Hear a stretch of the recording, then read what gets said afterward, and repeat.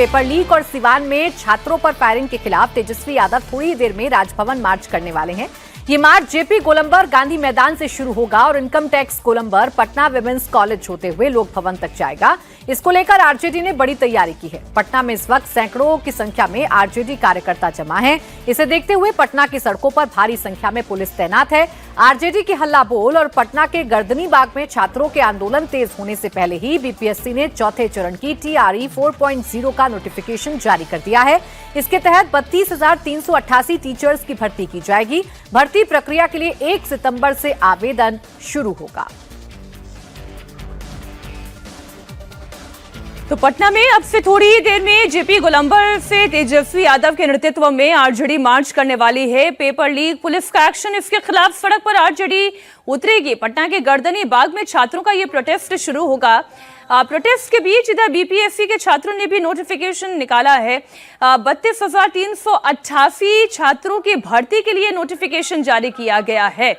अब ये देखें, एक तरफ टीचर के पदों की भर्ती पर या फिर यूं कहें नियुक्ति को लेकर जो लगातार मांग उठाई जा रही थी, सरकार ने उस पर तो पॉइंट स्कोर कर लिया है।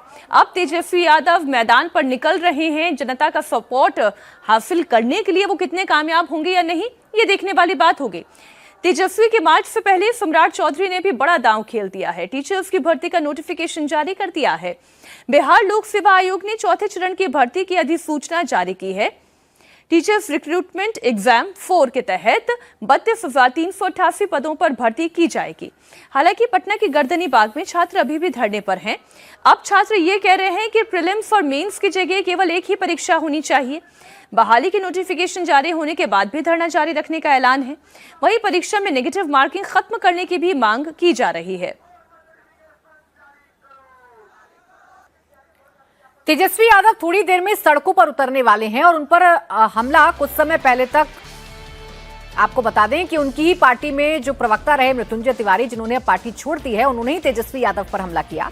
मृत्युंजय तिवारी ने कहा कि राजभवन मार्च नहीं, तेजस्वी का करियर और आरजेडी बचाओ मार्च है।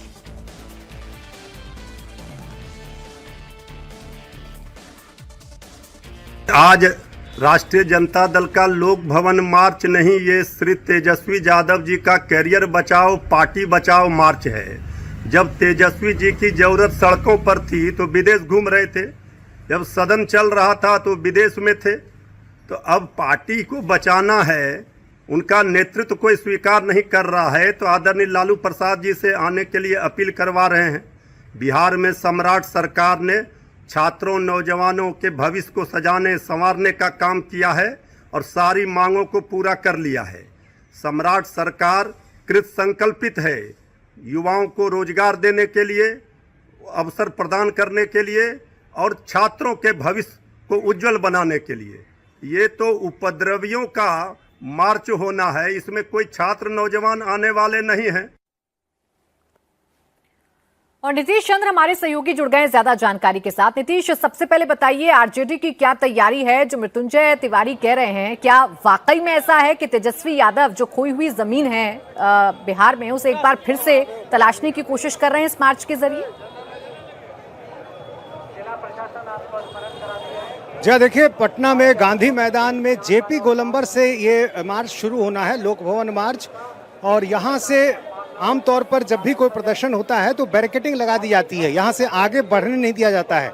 लेकिन यहाँ पर कोई बैरिकेडिंग नहीं लगाई गई है। इसका मतलब ये हुआ कि यहाँ से जब मार्च शुरू होगा तो ये डाकबंगला चौराहा तक जाएगा, वहाँ पर पुलिस ने बैरिकेडिंग लगा रखी है।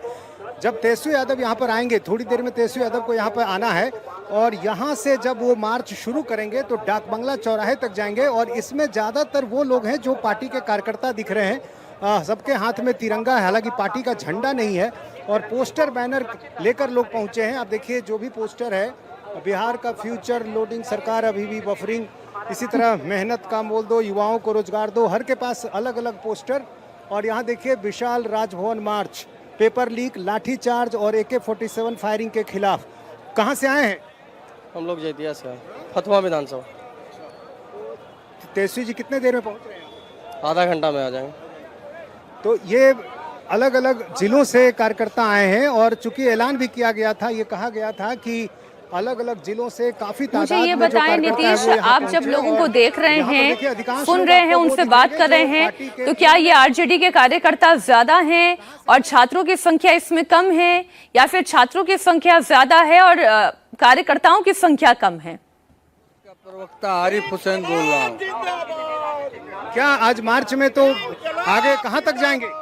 माँ तक, राजभवन तक जाएंगे। यहाँ से लेकिन आगे तो जाने नहीं दिया जाएगा। नहीं देगा तो फिर उसकी बात देखी जाएगी, आगे फिर निकलेगा उसके बाद देखेंगे। लाठियां भी चल सकती हैं। चलेगी, देखा जाएगा। गोली भी चलाएंगे तो खाएंगे। हाँ, छाती ओपन है। अगर उन्होंने बच्चों पर AK-47 चलाया है तो हम अपने बच्चों और कोई गोली हम लोग पीठ पर नहीं खाएंगे। जो जितनी भी गोलियां चलेगी सब हम लोग सीना पर लेंगे।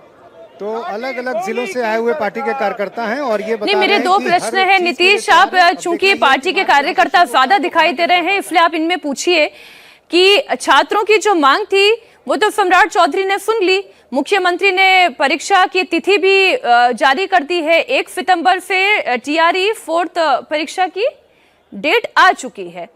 और वो जो AK-47 की भी बात कर रहे हैं, उसमें भी जिसने AK-47 चलाई उसका सस्पेंशन हो गया है। तो क्या थोड़ी देर नहीं होगी इस मार्च को करने में?